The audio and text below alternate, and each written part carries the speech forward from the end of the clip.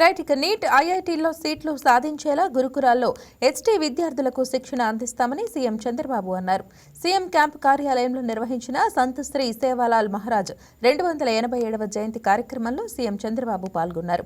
సేవాలాల్ మహారాజ్ చిత్రపటానికి పూలమాలలు వేసి నివాళులర్పించారు. ఆదివాసీ ప్రాంతాల్లోని విద్యార్థులు చదువుల్లో ముందుంటున్నారని, ఉన్నత కొలువులు సాధించాలనే పట్టుదల వారిలో పెరిగిందన్నారు. భవిష్యత్తులో ఉన్నత స్థానానికి చేరుకుంటారనడంలో ఎటువంటి సందేహం లేదని అభిప్రాయపడ్డారు. సంత్ శ్రీ సేవాలాల్ మహారాజ్ స్ఫూర్తితో గిరిజనుల అభివృద్ధికి కూటమి ప్రభుత్వం పనిచేస్తోందని స్పష్టం చేశారు. 50 లక్షలు కేటాయించి సేవాలాల్ మహారాజ్ జయంతిని రాష్ట్ర పండుగగా ఘనంగా నిర్వహించుకుంటున్నామని, రానున్న రోజుల్లో మరిన్ని నిధులు కేటాయిస్తామని స్పష్టం చేశారు. దైవం సంత్ శ్రీ సేవాలాల్ మహారాజ్ జయంతి ఉత్సవాలు జరుపుకుంటున్నాం. 287వ జయంతి. ఆయన పుట్టిన తేదీ మనం చూస్తే 1739 ఫిబ్రవరి 15న మన రాష్ట్రంలో అనంతపురం జిల్లా గుత్తి మండలంలో రామ్జీ నాయక్ తాండాలో రామవత్ భీమా నాయక్ ధర్మిణి మాత దంపతులకి జన్మించారు. ఇది ఒక చరిత్ర. కానీ ఆయన చేసిన పని ఒక ఆరాధ్య దైవంగా అందరి గుండెల్లో మిగిలిపోయే పరిస్థితికి వచ్చారు. ఒక బంజారాల్లోనే కాకుండా అందరిలో ఒక చైతన్యాన్ని తీసుకొచ్చారు. ఆయన సిద్ధాంతాలు శాశ్వతంగా ఎప్పుడూ ఉంటాయి.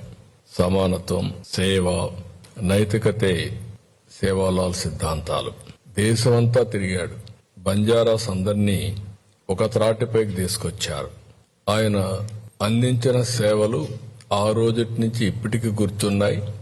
రోజు రోజుకి ఇంకా ఆయన మీద ఆరాధ్యం పెరుగుతూ వస్తా ఉంది. 13, 14, 15 తేదీల్లో ఆయన జయంతి జరుపుకుంటున్నాం.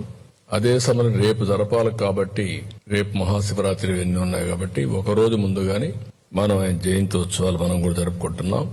ఈ ప్రభుత్వం చాలా కీన్గా ఉన్నాం. ఒకటి, ఆయన చేసిన సేవల్ని ఎప్పుడూ గుర్తుపెట్టుకోవాలి.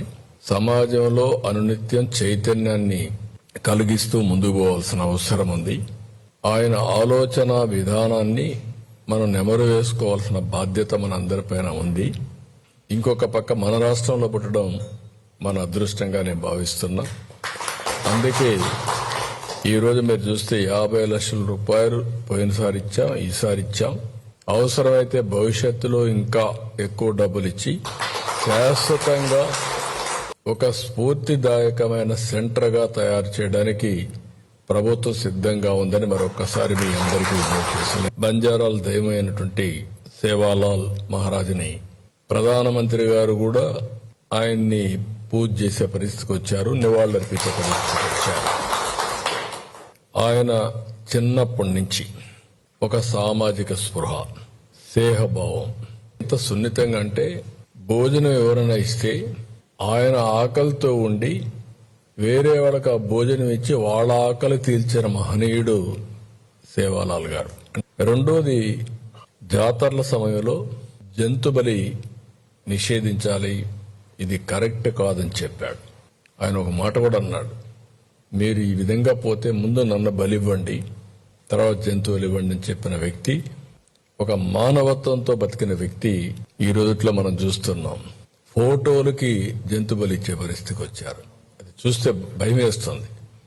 ఆ రోజుల్లోనే ఇలాంటి మహనీయులు పనిచేసే రోజుల్లో ఈరోజు ఫోటోలకి జంతు బలి ఇస్తే దాన్ని కూడా సమర్థించుకుంటూ హింసని ప్రోత్సహించే రోజుల్లో అహింసా విధానాన్ని ఆ రోజే ఉద్బోధించిన వ్యక్తి మన ఆరాధ్య.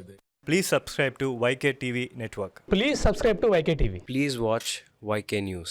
Don't forget to subscribe YK News channel